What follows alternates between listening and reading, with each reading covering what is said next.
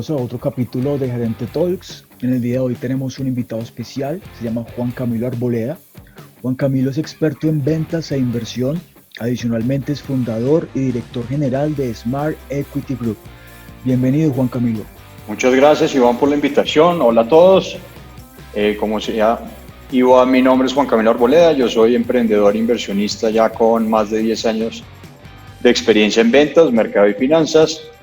Ahí les cuento un poco, después de hacer mi maestría en mercado en Australia y haber trabajado para una multinacional en el área de mercado y estrategia, renuncié a esa zona de confort, a ese trabajo estable en Sydney para emprender y cofundar Medical Box, una empresa de turismo de salud que conecta pacientes internacionales con clínicas y especialistas acá en Colombia, y pues como resultado haber podido mejorar y cambiar la calidad de vida de cientos de pacientes alrededor del mundo.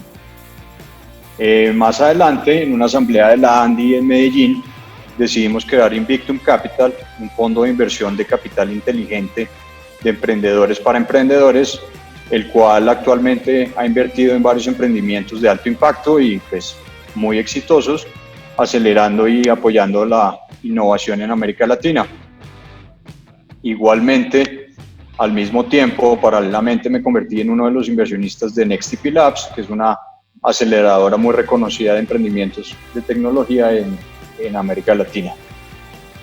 Después me fui para Nueva York en búsqueda de nuevos retos, nuevas oportunidades, y gracias a esta decisión tuve la oportunidad de trabajar como asesor en ventas e inversión para varios emprendimientos. Y actualmente soy el director general y fundador de Smart Equity Group, y en el cual nuestro objetivo principal es ayudar a pequeñas y medianas empresas a incrementar sustancialmente sus ventas y generar el mayor retorno sobre la inversión por medio de campañas digitales en redes sociales. Excelente, muy interesante. En el día de hoy vamos a conversar entonces sobre cómo levantar capital, cómo levantar inversión, y sabemos que es un tema de mucho interés, de mucho auge. En este momento en Latinoamérica muchos emprendedores están buscando inversionistas, tanto en Colombia como en todos los países de Latinoamérica, y seguro que hay algunas claves para obtenerlo.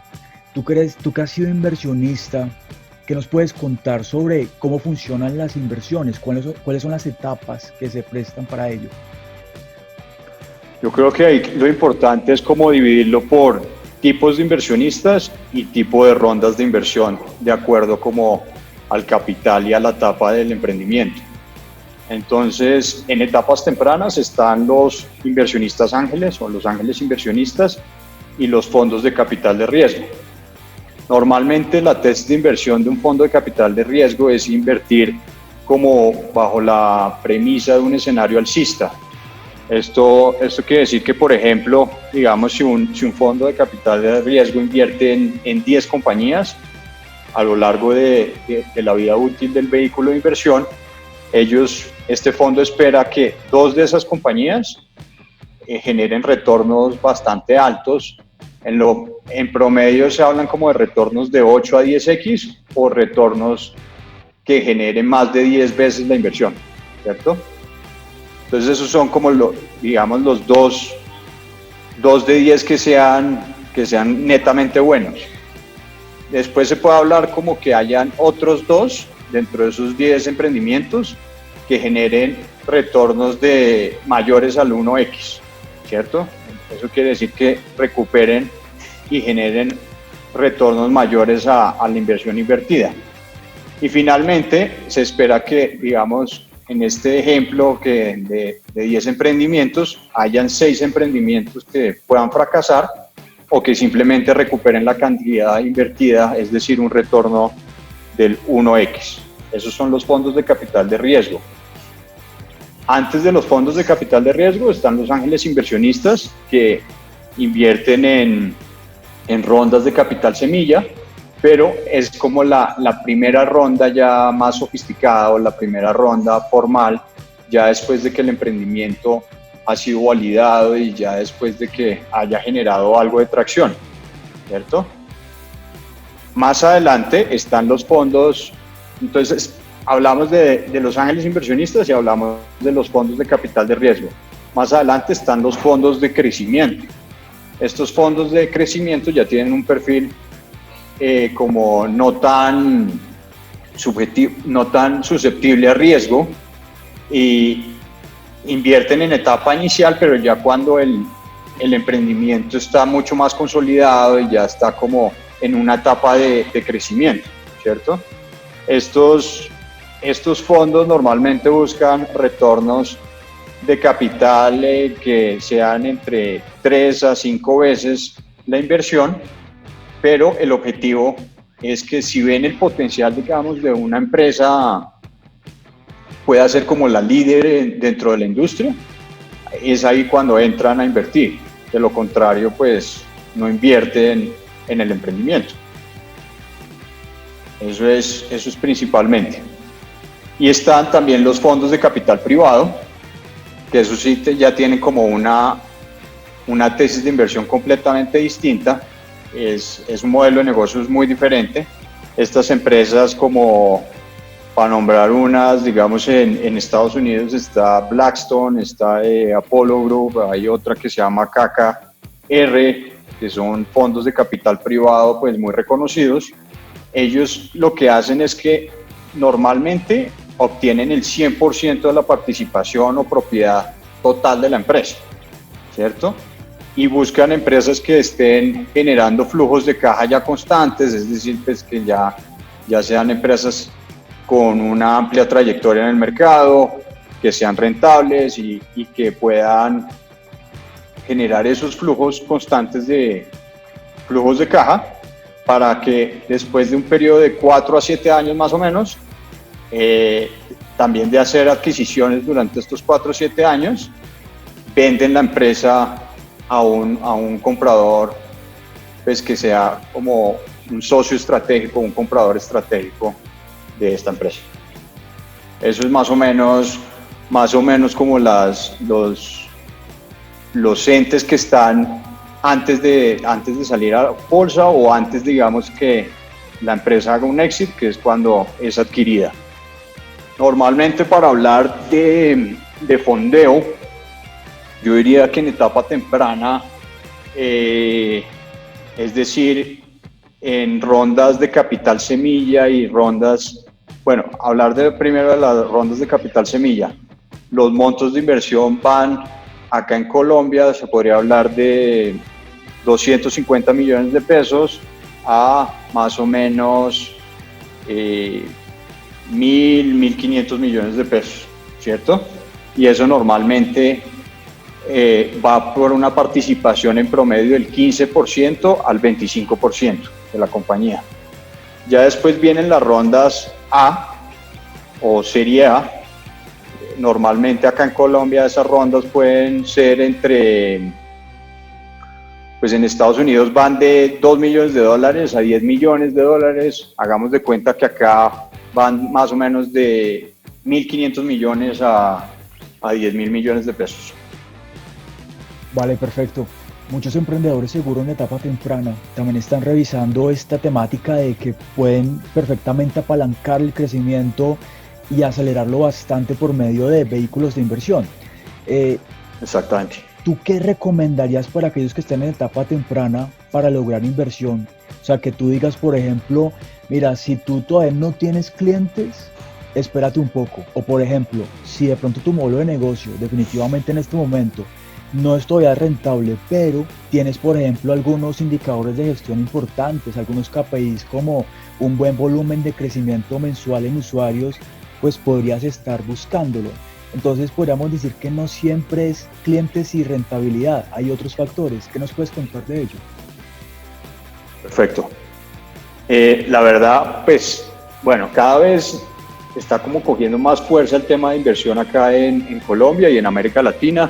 En Colombia, digamos, también como teniendo en cuenta referentes como Rappi, que han tenido inversionistas grandes, inversionistas muy reconocidos de Silicon Valley y de diferentes partes del mundo que han invertido en Rappi, pues eso hace que obviamente los inversionistas internacionales estén más interesados en invertir en emprendimientos en Colombia, y también progresivamente como dentro del país ha venido aumentando el volumen de inversionistas, más que todo inversionistas ángeles.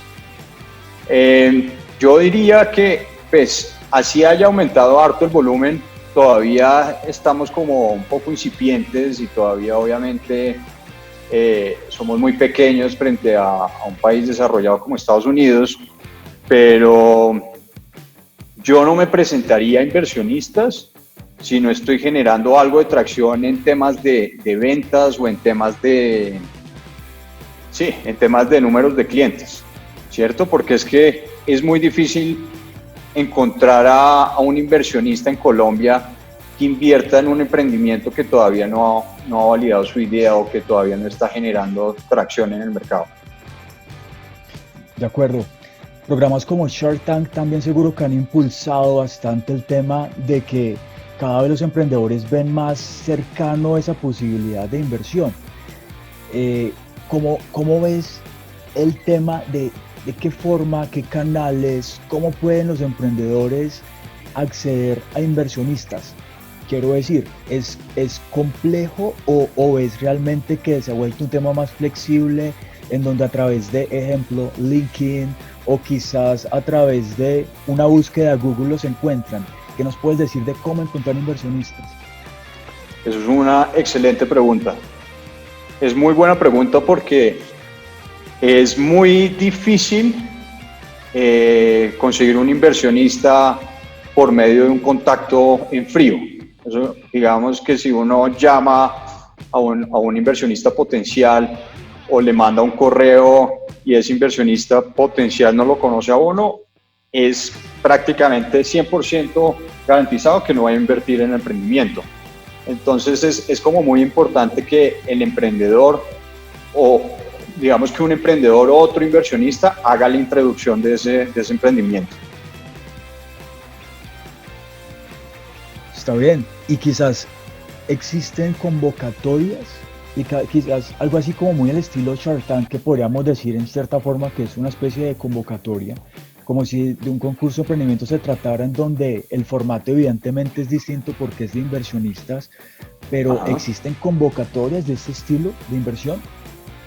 Sí, sí existen varias convocatorias y como programas de aceleración. Entonces yo los dividiría, digamos, los más importantes en Colombia. Diría que Rockstart es como la aceleradora más importante que hay actualmente en Colombia. También está Guaira, que es una buena aceleradora. Hay otra que se llama 500 Startups, que esa tiene una sede en México y tiene, pues obviamente empezó en Silicon Valley, pero esta es una de las aceleradoras más importantes del mundo. Está otra que es la más importante del mundo, que se llama Y Combinator. Hay universidades también que ofrecen programas de incubación y programas de aceleración. Yo conozco, digamos, el programa de aceleración del CESA, que ese es muy bueno. También hay iniciativas empresariales y de gobierno, como la iniciativa de la Fundación Bolívar de Vivienda, el Fondo Emprender. Hay un coworking que se llama Hopbox, que también tiene un programa de aceleración. Está apps.co, que es como para emprendimientos tecnológicos. Está Impulsa, pues también, que es un programa del gobierno muy bueno. Endeavor, pero ya es como para emprendedores que ya estén en una etapa más avanzada. Está la Corporación Ventures. Yo tuve la oportunidad de participar en el programa de aceleración de ellos y realmente vale la pena, realmente lo recomiendo mucho. También está Connect Bogotá y así que se me ocurra Ruta N en Medellín. Hemos conversado sobre levantamiento de capital para startups y en etapa temprana, pero también hablemos un poco de aquellas organizaciones que son más maduras, que ya llevan tiempo en el mercado, que quizás incluso no son tan innovadoras o no son tan disruptivas, pero que tienen una atracción importante durante los años, con crecimiento, que tienen definitivamente ya un mercado súper establecido, clientes fieles. ¿Tú crees y consideras que una empresa ya en etapa de madurez también podría obtener capital? Sí, totalmente. Y ese tipo de capital ya es más como por medio de socios estratégicos o fondos de capital privado. Se puede poner un ejemplo, digamos Andrés Carne de Res, que es una empresa que ya lleva mucha trayectoria en el mercado y pues decidieron buscar inversión como para expandir mucho más las ventas y con una estrategia ya de negocio completamente distinta, y ahí adquirieron capital de fondos de capital privado.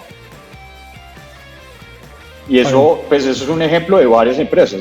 Digamos, Bodytech es otra empresa en la cual ya tiene fondos de capital privado y pues son empresas que, como decía en un principio, se caracterizan ya por generar flujos de caja constantes, ya son rentables y ya son empresas que mucho más maduras y son empresas que ya tienen mucho más trayectoria en el sector o en el mercado. En el tema de inversión, seguro que los inversionistas normalmente les atraen ciertos factores de las startups y empresas. Seguramente algunos factores como por ejemplo la tasa de crecimiento mensual, como tú nos hablabas a veces de crecimientos de 8x, Rappi que crece unas tasas súper aceleradas. ¿Qué nos podrías decir de qué le gusta a los inversionistas escuchar de una startup? Es otra muy buena pregunta. Yo lo dividiría en dos. Digamos, dependiendo del tiempo que uno tiene para presentarse a ese inversionista. Entonces, si uno tiene muy poco tiempo, es decir, digamos un pitch de 30 segundos, yo me enfocaría en tres cosas. Primero, en qué hace la empresa y ser muy concreto, explicarlo de una forma simple y decirlo directo al grano. Segundo, qué tan grande es el mercado, porque al inversionista obviamente le interesa siempre eso, hasta qué punto puede llegar. Entonces, si es un mercado de $1 millón o es un mercado de $1 billón. Obviamente, si es un mercado de $1 billón, pues ese inversionista va a estar mucho más interesado en invertir en este emprendimiento. Y tercero, qué tanta atracción tiene el negocio.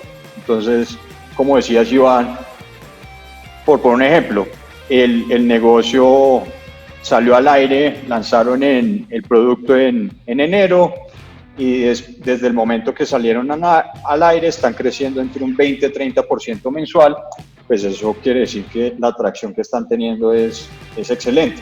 Entonces eso obviamente también le interesa mucho al inversionista.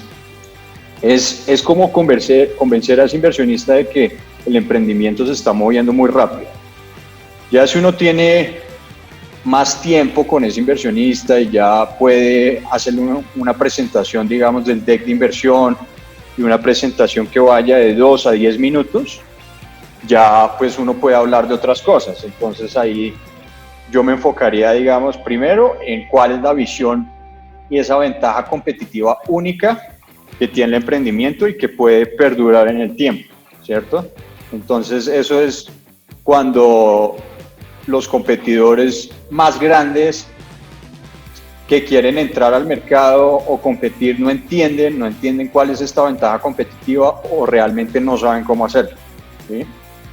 Eso, en lo posible, decirlo también súper concreto, en 1 o 2 frases. Segundo, pondría el modelo de negocios. Y el modelo de negocios siempre hay que decirlo directo al grano, no salirse por la tangente, en lo posible que sea una fuente de ingresos, no fuentes de ingresos futuras, sino la que se está generando actualmente y cuál es la principal, ¿cierto? Tercero, hablar del equipo. Obviamente el equipo es muy importante y más aún en una etapa temprana. Entonces ahí hablar, digamos, de solo los logros, de esos grandes logros que han logrado. Un inversionista busca que ese equipo tenga entre 2 a 4 fundadores. El mejor escenario es que de esos 2 a 4 fundadores o cofundadores, el 50% sean de negocios, que sean buenos en ventas y buenos en términos de negocios, y el otro 50% sean técnicos. Entonces conozca, no sé, la tecnología detrás del producto, o pues que sea como el conocedor experto dentro de la industria. ¿Cuántos están trabajando tiempo completo? ¿Cuántos están trabajando medio tiempo? ¿Cómo se conocieron? Toda esa parte es importante. Y como cuarto punto, ya en este pitch ya largo de 2 a 10 minutos, es como la propuesta. Entonces la gran pregunta a los inversionistas, esto es cuánta plata están levantando, si es un SAFE, si es una nota convertible, qué porcentaje de descuento en promedio tienes, si es el 20% o el 30% sobre esa nota convertible, cuál es el techo de la valoración, que ese es el CAP, cuánto capital están levantando, pero también en cuánto tiempo esperan gastarse ese capital para llegar al siguiente hito del negocio, ¿sí? Y llegar a la siguiente ronda de inversión. Y otra cosa que es importante ahí en esa pregunta es cuál es el ticket mínimo de inversión de cada inversionista.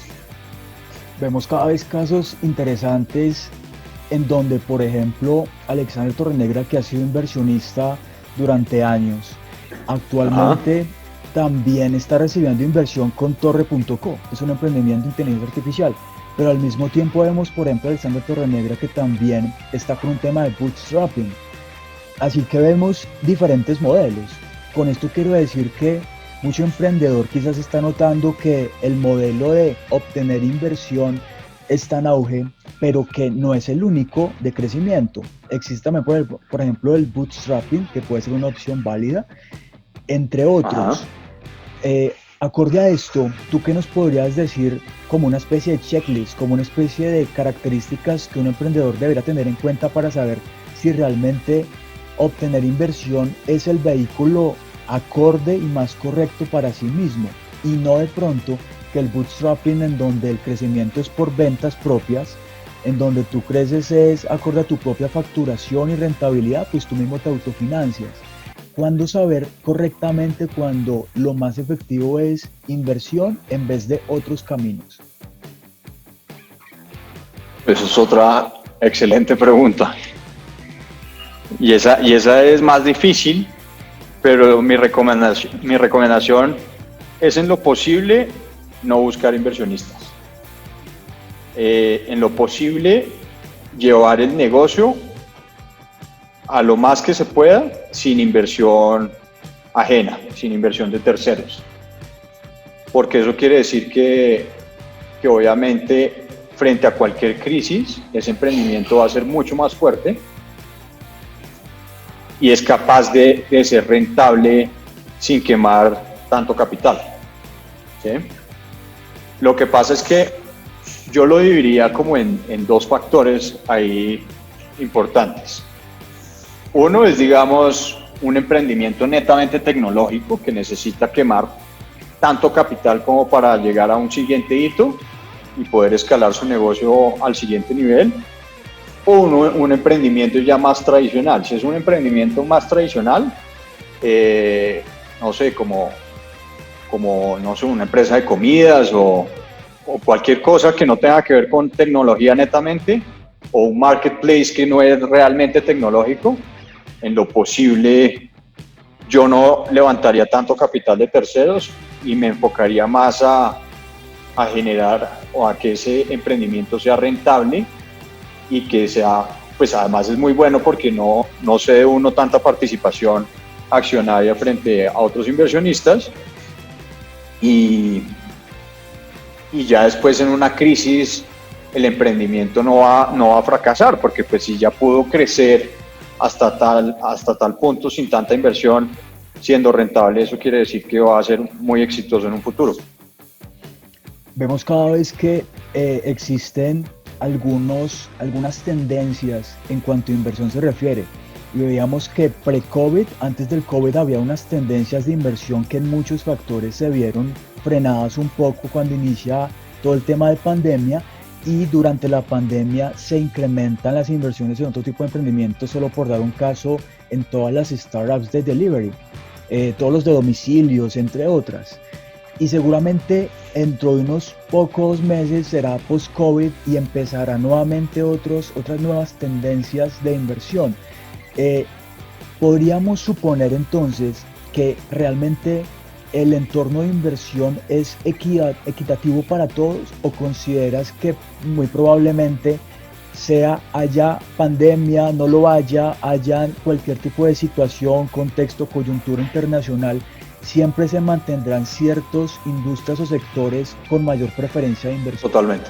Sí, es decir, siempre van a haber industrias que son mucho más calientes, que a la gente le llama mucho más la atención, que están mucho más visibles al público y obviamente, y siempre pasa, esos emprendimientos tienen valoraciones altísimas y muchas veces son emprendimientos que no son rentables o que no generan márgenes positivos, pero que tienen unas valoraciones demasiado altas, que ahí yo no me inclinaría, y yo me inclinaría más en los emprendimientos como inversionista, en los emprendimientos que no llaman tanto la atención, que no son no son, digamos, como en esas industrias que son visibles hacia todo el mundo, pero que ya tienen valoraciones mucho más sensatas y mucho más acorde, digamos, a las métricas que está teniendo ese emprendimiento. Entonces, sí, es como todo, siempre van a haber variables externas y siempre van a haber como industrias que llamen mucho más la atención, pero eso puede jugar en doble vía, porque entonces al llamar más la atención, pues las valoraciones son mucho más altas, pero esas valoraciones también no son tan objetivas o no están dentro del contexto que deberían estar. Vale, perfecto. Te quiero agradecer especialmente por este talk. Si nos quieres compartir algunas apreciaciones finales, consejos, recomendaciones. Primero que todo, muchas gracias por la invitación, Iván. Se nota de conversatorio, y realmente en etapa temprana mis recomendaciones principales son dedicarse a vender y estar continuamente hablando con esos clientes para poder mejorar el producto cada vez más. Perfecto, Juan Camilo, ha sido un gusto. Muchas gracias, Iván.